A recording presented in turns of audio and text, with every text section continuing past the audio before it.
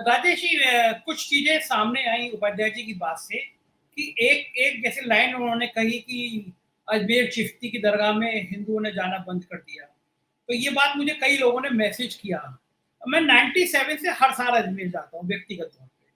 और कोई साल नहीं छूटा जब मैं गया नहीं हूँ। दरगाह के प्रति बड़ी श्रद्धा है और अगले हफ्ते फिर जाऊंगा।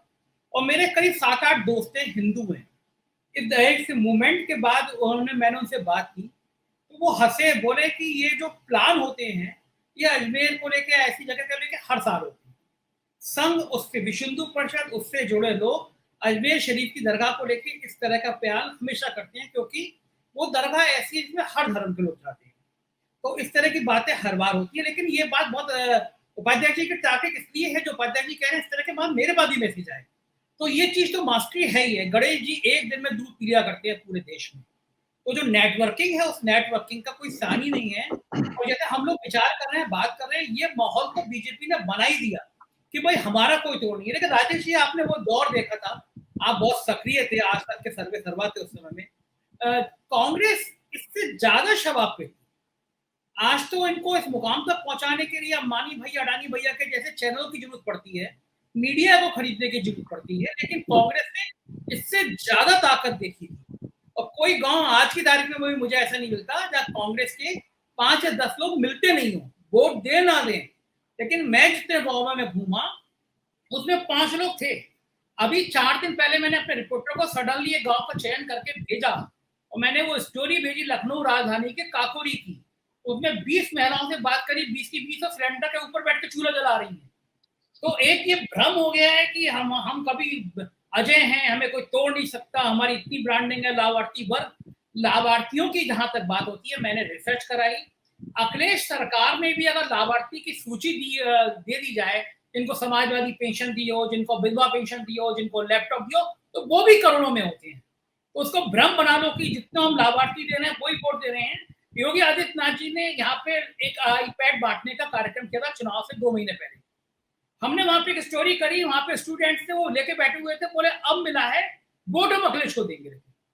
तो ये कह देना कि जो लाभार्थी आपसे हो रहा है वो आपको वोट देगा, ये भी बड़ी बात है। लेकिन एक महत्वपूर्ण बात पसमानदा समाज की उठाई के उपाध्याय जी ने, इसमें ये एक मैसेज ये भी दिया गया था कि 3 तलाक के बाद मुस्लिम महिलाओं ने हमें वोट दिया। तो जाहिर है ये ब्रांडिंग का खेल है। और राजेश जी, मैं आपसे ये समझना चाहता हूँ कि अगर बीजेपी का इतना ही परचम लहर रहा है, तो जो चुनाव हुए, जो मध्य प्रदेश में हुए, जो राजस्थान में हुए, जो बाकी जगह हुए, तो फिर वहां जादू वहां क्यों नहीं चला? वहां तो जोड़ तोड़ करके गोवा में हुए, आपके 2 विधायक को सरकार बना लो वाला विषय है। लेकिन जनमानस को नहीं कर रहा। और आपको लग रहा है बीजेपी अभी भी इतनी अजय है कि वो यूपी की सब सीटें जीत लेगी? राजेश जी। जी धन्यवाद संजय जी। देखिए, मैं अजमेर वाली बात का उत्तर थोड़ा बाद में दूंगा। पहले मैं जो आपने दूसरे मुद्दे और हमारे सारे विद्वान साथियों ने जो मसले उठाए हैं, मुझे लगता है कि उन मसलों पर भी हमें बात करनी चाहिए। और देखिए, अभी 2024 में प्रस्तावित हैं लोकसभा चुनाव, और करीब करीब आप मान के चलिए कि जब हम जून जुलाई में बात कर रहे हैं, तो यानी 2 साल बाद इन दिनों नई सरकार बन चुकी होगी। पूरे पूरे 2 बरस अभी चुनाव में हैं। तो एक तो मुझे लगता है कि इट्स टू अर्ली टू से कि अभी क्या होगा। लेकिन हाँ, मुद्दे जो होते हैं वो लोगों को, मतदाताओं को मथते तो हैं, उनके दिमागों में हलचल तो मचाते हैं। और ये मुद्दे जो है हमने देखा कि समय समय पर सामने भी आए हैं। जैसे इंदिरा गांधी का उदाहरण अभी दिया गया कि 71 का बांग्लादेश युद्ध उन्होंने जो जीता था, पाकिस्तान के 2 टुकड़े किए। 1975 में एक और बड़ी, उससे भी बड़ी उपलब्धि थी।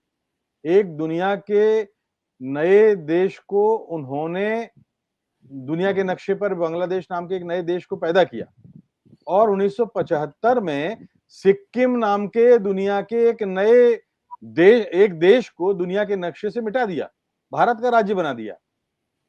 ये अगर आपको याद हो, तो ये 2 इतनी बड़ी उपलब्धियां भारत के किसी प्रधानमंत्री के खाते में नहीं है। तो ऐसी इतना बड़ा जब काम किया था, लेकिन सिर्फ आपातकाल का जो मसला था, जो राष्ट्रीय स्तर पर था, तो उनको राष्ट्रीय स्तर पर इसका नुकसान हुआ। मेरे कहने का अर्थ यह है कि देखिए, अभी हमने उत्तर प्रदेश में विधानसभा का चुनाव देखा है। विधानसभा के जो मुद्दे होते हैं वो एकदम स्थानीय होते हैं, लेकिन कुछ मुद्दे काम करते हैं, बेशक काम करते हैं, लेकिन जो राष्ट्रीय चुनाव होता है, लोकसभा का जो चुनाव होता है, उसमें जो मुद्दे होते हैं वो राष्ट्रीय मसले होते हैं और कई बार उस तरीके पर उसी आधार पर लोग वोट करते हैं।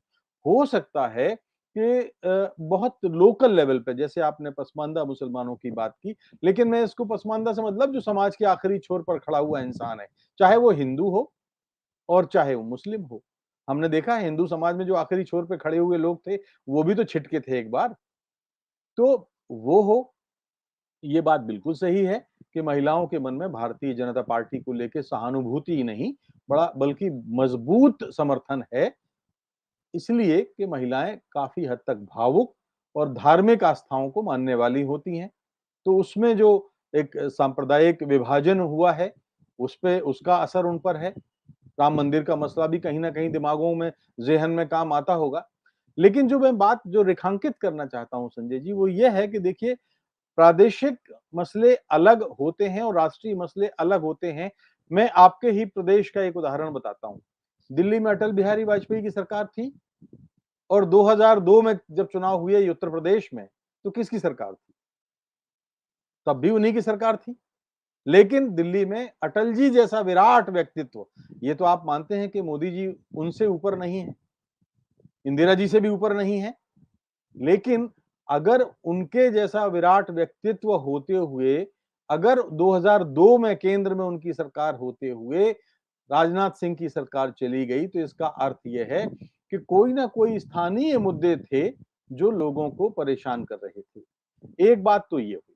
दूसरी उदाहरण मैं आपको देता हूं कि मध्य प्रदेश के, और एक उदाहरण देता हूं कि 1996 में जब चुनाव हुआ, केंद्र में नरसिंह राव की यानी कांग्रेस की सरकार थी, यहां दिग्विजय सिंह की सरकार थी, एक ही पार्टी की सरकार थी और उसके बाद दो मध्यावधि चुनाव हुए। बड़ा ही दिलचस्प आकलन है और ये राजनीतिक पंडितों के लिए समझने वाली बात भी है कि जब 96, 97 और 99 में चुनाव हुए, तो जो राष्ट्रीय स्तर के जो चुनाव हुए, उसमें तो कांग्रेस हार गई, लेकिन जब 98 में चुनाव हुए विधानसभा के, उसमें कांग्रेस फिर सत्ता में आ गई। इसका अर्थ ये था कि हमारा मतदाता ये फर्क करना जानता है कि राष्ट्रीय स्तर पर उसको किसको वोट करना है और प्रादेशिक स्तर पर उसको किसको वोट करना है। मैंने दिग्विजय सिंह जी से एक सवाल किया था उस समय, जब मैं आज तक के लिए मैं लाइव करता था। तो मैंने कहा, ये दिग्विजय जी, ये क्या बात है कि आप राष्ट्रीय चुनाव जब होता, राष्ट्रीय टूर्नामेंट, नेशनल टूर्नामेंट होता है, तो आपकी टीम हार जाती है और जब लोकल टूर्नामेंट होता है तो आपकी टीम जीत जाती है। मतलब क्या है? इसमें कहीं आप लोगों का कोई खेल तो नहीं है? कोई शरारत आप लोगों की तो नहीं है? तो थोड़ा-सा उनको अनकंफर्टेबल फील हुआ था, असुविधाजनक उनको लगा। लेकिन कहीं न कहीं उस सिरे में अगला बिंदु का जो है वो छिपा हुआ है। उन्होंने जो भी उत्तर दिया वो खैर एक लंबी चर्चा का विषय है। लेकिन मैं ये कहता हूँ कि देखिए, विधानसभा चुनाव के बाद अब योगी अ मैदान, अब मुख्यमंत्री हैं। प्रादेशिक नेतृत्व, ये बिल्कुल सच बात है, जब अपने लिए बात होती है, जैसे मान लीजिए प्रादेशिक चेहरा योगी है, तो वो जब जितनी मेहनत उत्तर प्रदेश के चुनाव में करेंगे, उतनी मेहनत वो राष्ट्रीय चुनाव में योगी को तीसरी बार नरेंद्र मोदी को तीसरी बार सत्ता में लाने के लिए नहीं करेंगे। मैं इस उदाहरण के लिए मैंने वो दिग्विजय वाला उदाहरण आपको बताया है कि वो लोग खुद तो आना चाहते हैं, लेकिन कभी नहीं चाहते। एक राजनेताओं की एक मानसिकता होती है कि केंद्र से वो मजबूत रहें, जो प्रादेशिक क्षत्रप होते हैं। आप गौर से पूरे देश की राजनीति और राज्यों की राजनीति देखिए, तो वो कोशिश सबकी, चाहे वो क्षेत्रीय दल हो, चाहे वो राष्ट्रीय दल हो, उनकी कोशिश ये होती है कि राष्ट्रीय स्तर पे आला कमान कमजोर रहे, तो ये बड़े कंफर्टेबल होते हैं। फिर उनकी राय भी सुनी जाती है, कार्रवाई का भी उनको खतरा नहीं होता, जैसे अर्जुन सिंह जी के साथ हुआ था कि वो दोबारा मुख्यमंत्री, कांग्रेस जिताई, उन्होंने मुख्यमंत्री पद की अकेले शपथ ली और राजीव गांधी ने 1 मिनट में उनको पंजाब का राज्यपाल बना के भेज दिया। जब आला कमान मजबूत होता है, तो प्रादेशिक क्षत्रपों के साथ यही बात होती है। तो एक दूसरी बात, मतलब ये बात मैं स्पष्ट करना चाहता था कि दोनों स्तर के मुद्दे अलग-अलग होते हैं। अब आइए जो इस बार के मसले हैं, ठीक है, ये तो हमने साफ देखा कि विधानसभा चुनाव में कोरोना के बाद की जो नाकामी है योगी सरकार की, वो नहीं उसका गुस्सा नहीं था। ताज्जुब हमें इस बात पे भी हुआ कि किसान आंदोलन जैसा मसला जो साल भर चला और उत्तर प्रदेश में खेती किसानी पर कितने परिवार निर्भर हैं, उस पर भी कोई नाराजगी नहीं दिखाई दी। सांप्रदायिक ध्रुवीकरण चला, बिल्कुल चला, इस बात को कोई नकार नहीं सकता और इसलिए जो असंतोष था, वो असंतोष कहीं न कहीं लोकल लेवल पे इस धारणा के चलते दब गया कि लोगों को लगा कि अगर योगी है, तो फिर हम जो है उस आधार पर सोच सकते हैं। लेकिन आप ये देखिए कि अब जब 2024 में चुनाव आएंगे, तो अभी तो लगातार हम नीति आयोग के आंकड़े देख रहे हैं। अभी सैयद कासिम साहब ने और दुबे जी ने और अनिल जी ने भी बहुत अच्छी तरीके से बात की, उपाध्याय जी ने भी बात की। मैं कहता हूं कि नीति आयोग के जो आंकड़े बता रहे हैं कि लगातार उत्तर प्रदेश विकास के मामले में कमजोर हुआ है, पिछड़ा है और उड़ीसा जैसा राज्य छोटा अपेक्षाकृत छोटा राज्य है, विकास के पैमाने पर आगे बढ़ा है। तो अब जब ऐसी स्थितियां होती हैं और विकास के मसले कब तक नहीं मथेंगे, मैं तो ये कहता हूं कि क्या ये बात सच नहीं है कि उत्तर प्रदेश में हर तीसरे चौथे घर में 1 या 2 लोग बेरोजगार हैं, नौजवान हैं? क्या ये बात सच नहीं है कि महंगाई से सब त्रस्त हैं? क्या ये बात सच नहीं है कि कोरोना पोस्ट कोरोना जो अब चीजें हो रही हैं, उनका और भयानक रूप अगले साल 2 साल में नहीं आएगा? तो कई मसले ऐसे हैं जो लोगों के दिमागों को हलचल मचाते हैं और वो लोग फिर उस आधार पर तय करते हैं। अभी 2 साल और बचे हुए हैं। देखिए, तब तक मोदी सरकार को केंद्र में 10 साल हो जाएंगे और जब योगी सरकार चुनाव में मतदाताओं के सामने जाएगी, तब उसको जो 10 साल का जो एंटी इनकम्बेंसी केंद्र का है, उसका भी सामना करना पड़ेगा। यानी केंद्र की जो नाकामियां हैं, जो असफलताएं हैं, उनका बचाव योगी को करना पड़ेगा और जो मैंने बात कही कि वो योगी कितना करते हैं, ये आने वाला चुनाव में हम सब देखेंगे। एक चीज बस आखिरी और मैं बात कहूंगा, फिर सेकंड राउंड में जो बात होगी कि जो अजमेर वाली बात उठाई थी। देखिए, मेरी इस देश में जो औसत जो आदमी है, औसत आदमी, वो उसके दिलों में बहुत ज्यादा फर्क नहीं है। वो आज भी कोई मजार आती है तो बस में आप जा रहे होते हैं तो वो खिड़की से अपना सिर झुका लेता है। हम लोग भी ऐसा कर लेते हैं और बचपन से ये संस्कार लेके हम लोग बड़े हुए हैं। मंदिर आता है, हनुमान जी का मंदिर आता है तो हाथ जोड़ लेते हैं। तो मैं राजस्थान में मैंने नवभारत टाइम्स अखबार शुरू किया था 1985 में और कई बरस वहां रहा हूं। इस आधार पर कि ठीक है, कुछ दिनों के लिए एक थोड़ा ये हो सकता है कि किसी प्रचार तंत्र के आप शिकार हो जाएं कि हाँ भाई अब हिंदू नहीं जा रहे हैं। हिंदू के ना जाने से भी मजार का महत्व ठीक वैसे ही कम नहीं होता जैसे कि राम मंदिर बन जाने से कोई राम का महत्व बढ़ नहीं गया है। राम मंदिर के बिना भी इस देश में राम का अस्तित्व जो है वो कण कण में है।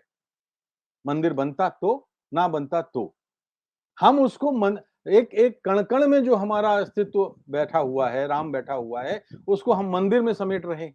यानी हम उनको छोटा करने की कोशिश कर रहे हैं।